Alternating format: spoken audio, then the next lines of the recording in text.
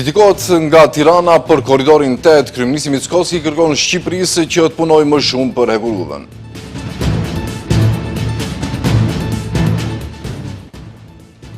Sindikalistët ndërkombëtarë paralajmërojnë qeverinë në Shkup se realizimi i dialogut me sindikatat është kriteri i Bashkimit Evropian.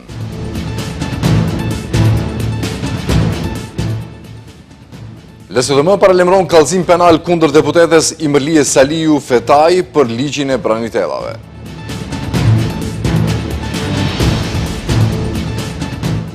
Koalicioni Vlen premton se në konkursin për 300 ushtarë të ri do të ketë punësim të drejtë edhe të shqiptarëve.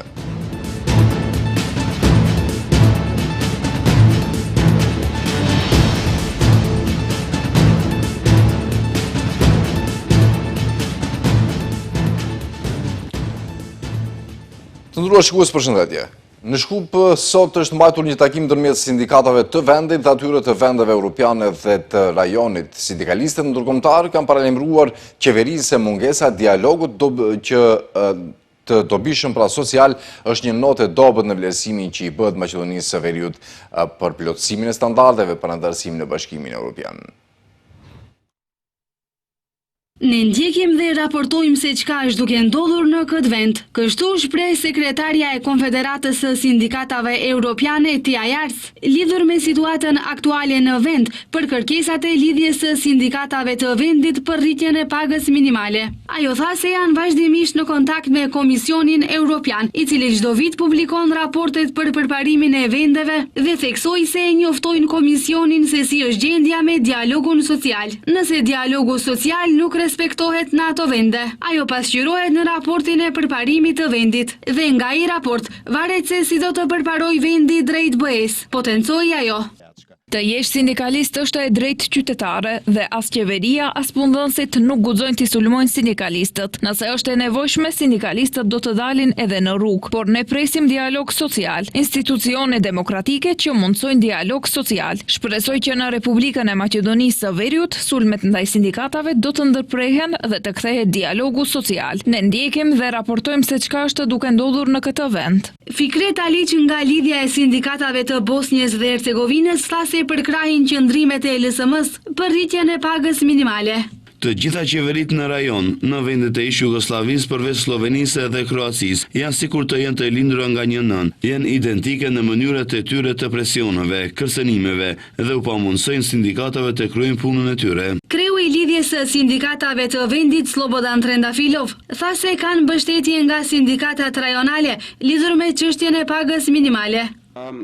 Sindikatët reagojnë në presione ashtu me presion pavarësisht se nga vjen ai presion nga qeveria, partitë politike apo punëdhënësit. Vleret demokratike, rruga dialogu social duhet të na mundësoj rritjen e pagës minimale. Angazhimi ynë është rritja e pagës minimale dhe asnjë parti politike nuk mund të na ndalojnë në këtë.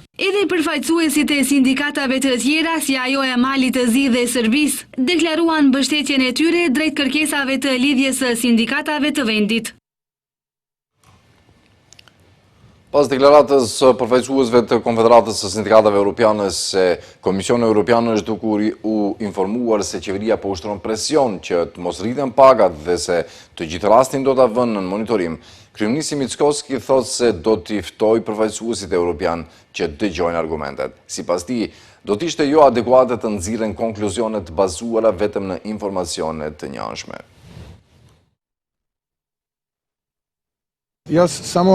Unë do t'i këshilloja që t'i dëgjonin të gjitha palët dhe më pas të flisnin për përfundimet, nëse informacioni është i njëanshëm dhe jam i sigurt se do të donin të dëgjonin palën tjetër. Debatet dhe përfundimet do të ishin të ndryshme, por nëse e ndëgjojmë mbrojtësin e parafundit të interesave të LSDM-s, pra kryetarin e LSM-s, që deli me paka gjykatës dhe prokuror, atëherë po, nëse në bazë të kësaj nxirret një përfundim. Po, përfundimi duhet të bazohet në argumente nga të dyja palët. Nëse duhet, do të shkojmë edhe ne për të paraqitur argumentet tona.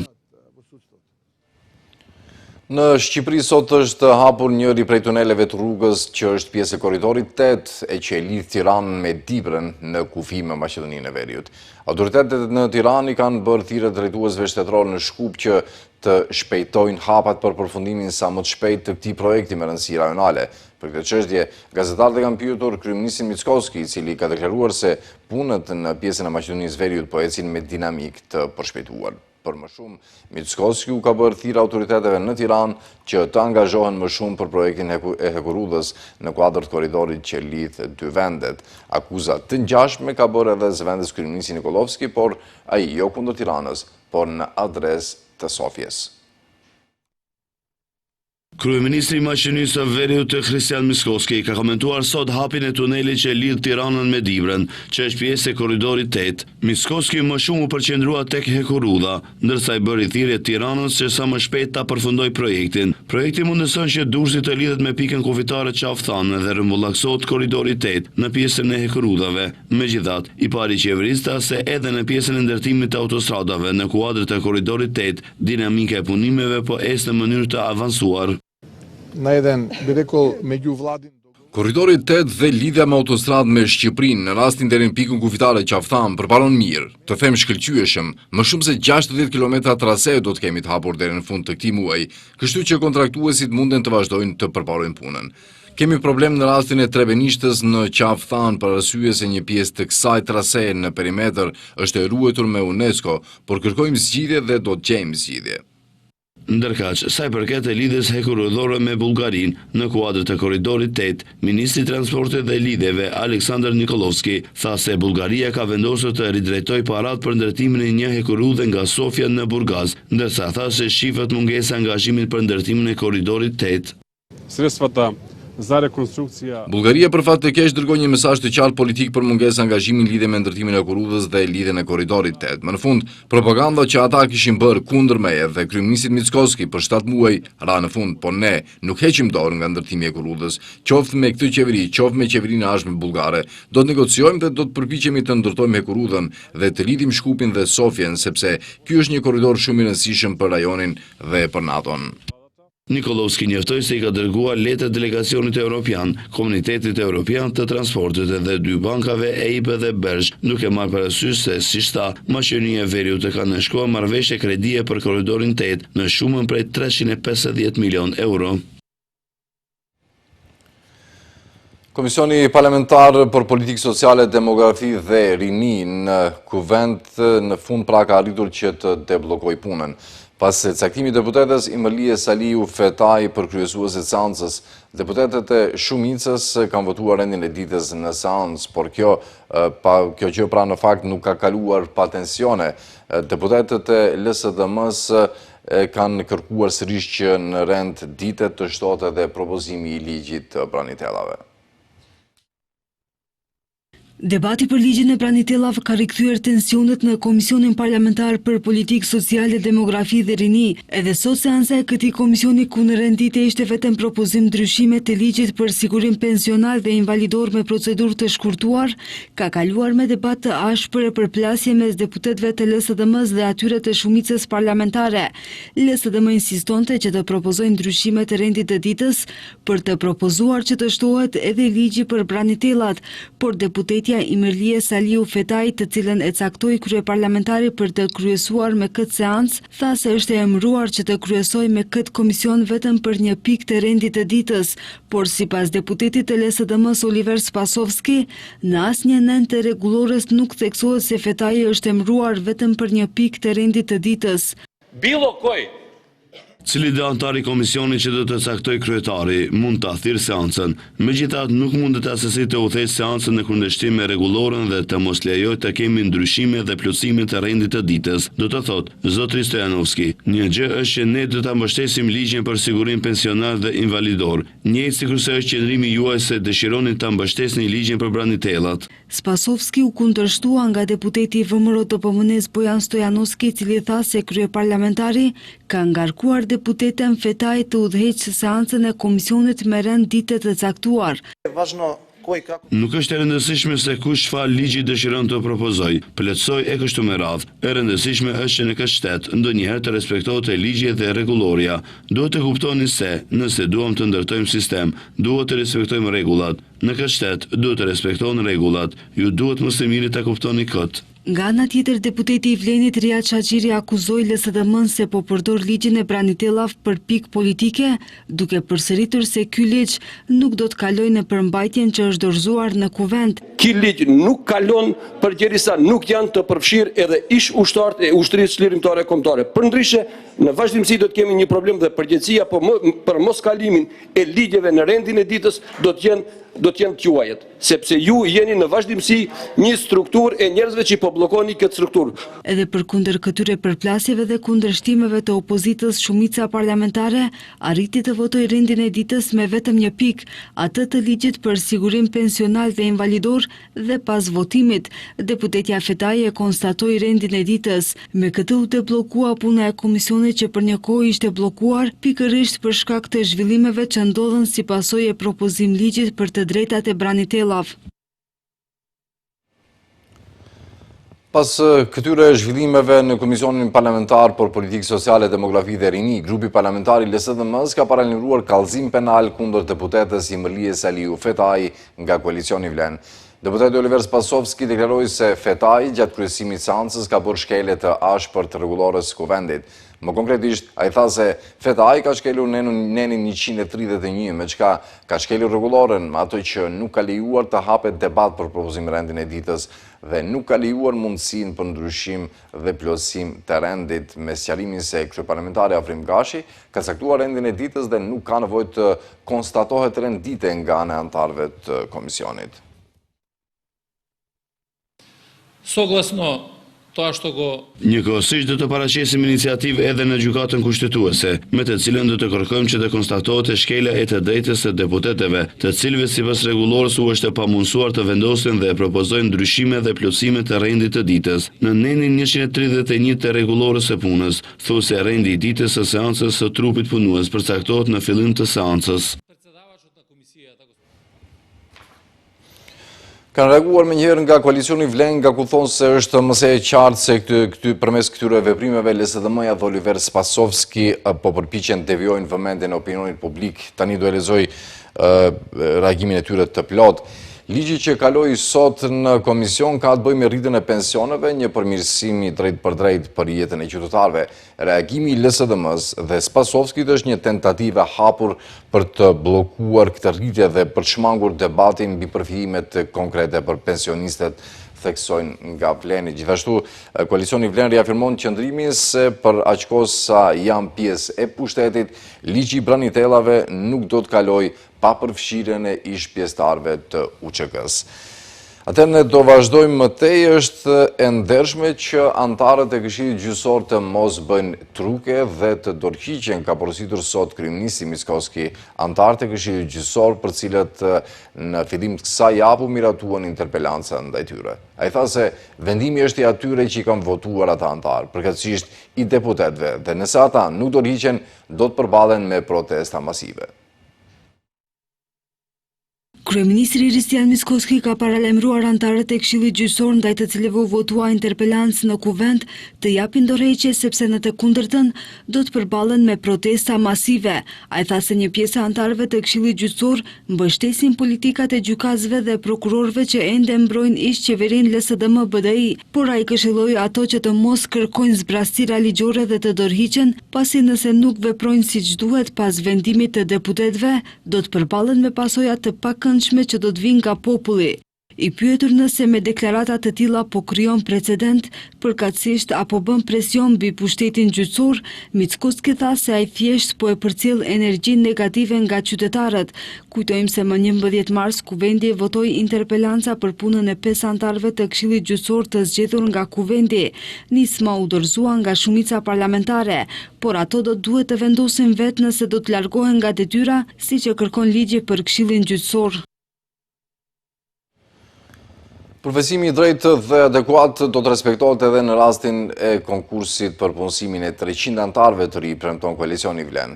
Nga Vlen theksojnë se kjo është çështje e rregulluar dhe se po ashtu figuron zyrtarisht në pikën e 7 të konkursit që vazhdon të jetë akoma aktiv. Partia shqiptare në pushtet Vlen ka njoftuar se në punësimin e 300 ushtarëve kriter do të jetë edhe përfaqësimi adekuat. Ditë më parë është njoftuar hapja e konkursit për punësimin e 300 ushtarëve në Ushtrinë e Republikës së Maqedonisë së Veriut, nga ku të drejtë aplikimi kanë të gjithë të interesuarit prej moshës 18 deri në 25 vjeç. Nga Vlen theksojnë se kjo është çështje e rregulluar dhe se po ashtu figuron zyrtarisht në pikën e 7 të konkursit që vazhdon të jetë akoma aktiv. Kur hoqëm mekanismin keqpërdorues balansuesin, u zëtuam që shqiptarët do të përfasohen denjësisht në të gjitha institucionet e vendit. Ky është fillimi, i ngjashëm do të jetë edhe vazhdimi. Në çdo konkurs do të ketë edhe përfasim të drejtë dhe adekuat. Kjo çështje do të vazhdojë kështu deri në rregullimin përmes ligjit për përfasim të drejtë dhe adekuat. Ata thonë se janë betuar që shqiptarët do të punësohen edhe më shumë edhe më mirë, gjithkund në çdo vend dhe pa dallim. Sipas Vlenit, dallimi i punësimeve të qeverisë së tyre është që ata bëjnë në përfaqësim të drejtë dhe adekuat, nga ku siç thonë ata, domosdo e kanë në funksion edhe mekanizmin filtrues, ndërsa meritokracia do të jetë kryefjala e punësimeve.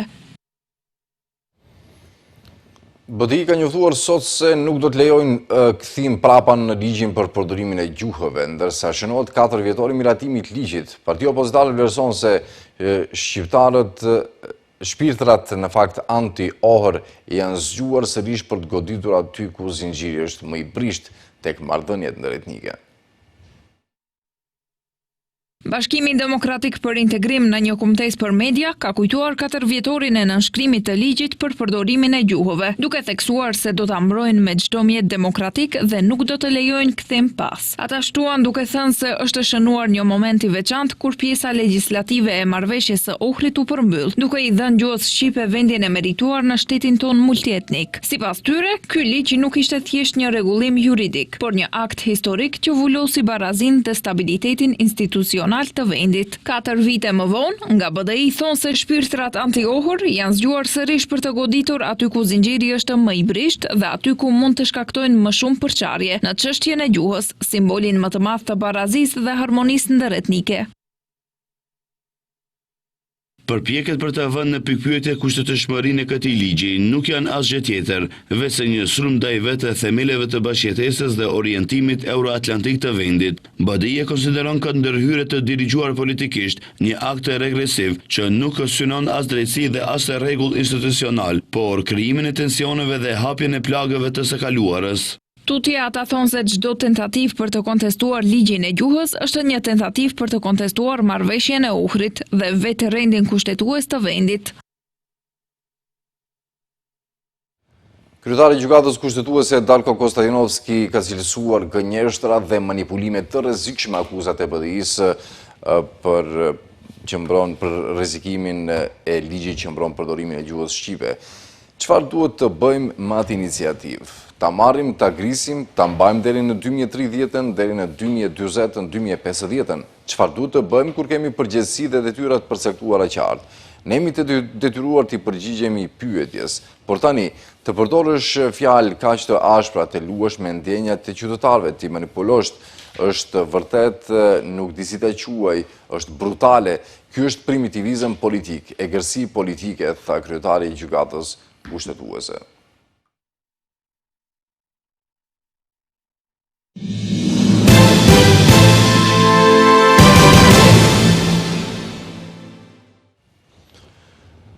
Tuneli i Murrizit, pjesë e rrugës së Arbrit që lidh Tiranën me Dibrën, hapet për qarkullimin e automjeteve. Përfundimi i rrugës së Arbrit dhe hapja e tunelit të Murrizit shkurton kohën e lëvizjes nga Tirana në Dibër me gati 3 orë, nëse e krahasojmë me periudhën kur ky segment nuk ishte i hapur për qarkullim të automjeteve.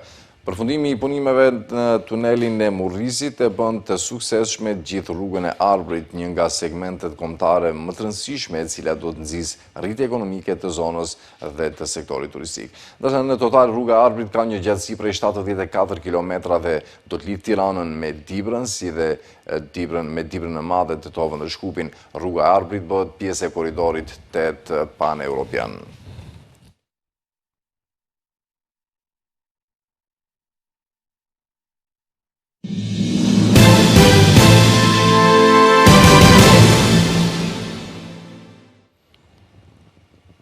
Zëdhënësi i zyrës OKB-s për koordinimin e çështjeve humanitare Jens Laerke tha se siguria ushqimore në Gaza mund të përkeqësohet në mënyrë serioze nëse nuk rifillojnë furnizimet e ushqimeve. Mbyllja e vendkalimeve të ndihmave në Gaza ka ndikim serios në aftësinë e OKB-s dhe partnerëve të saj për të ofruar mbështetje për njerëzit në nevojë. Sa më gjatë zgjas ndalimi i ndihmës për rripin e Gazës, aq më të rënda do të jenë pasojat në terren, tha Laerke. Sipas tij, siguria ushqimore në Gaza mund të përkeqësohet në mënyrë serioze nëse nuk rifillojnë furnizimet ushqimore. Laerke tha se grupeve humanitare është dashur të reduktojnë rezervat individuale të ushqimit në mënyrë që të sigurojnë ndihmë për sa më shumë njerëz të pambrojtur. Presidenti Amerikan Donald Trump ka shkruar në rrjetin social Truth Social se ai ka pasur një bisedë telefonike të mirë dhe produktive me presidenti rus Vladimir Putin. Sipas Trumpit, ka shumë gjasa që kjo luftë e tmerrshme dhe gjakatare të përfundojë. Presidenti i Ukrainës Vladimir Zelenski akuzoi presidentin rus Vladimir Putin për një përgjigje manipuluese ndaj propozimit të SBA-s për pushimin, duke thënë se Putini pretendoi se e pranoi atë në momentin që ai në fakt po përgatitet ta refuzoj atë. Ai tha se presidenti amerikan Trump gjithashtu pranoi se ndërsa përgjigjja e Putinit ishte premtuese, ajo ishte gjithashtu e paqartë. Po mbyllim këtu këtë edicion të lajmeve të nderuar shikues për të takuar sërish në orat 18:55. Mirëmbëjtje deri atëherë.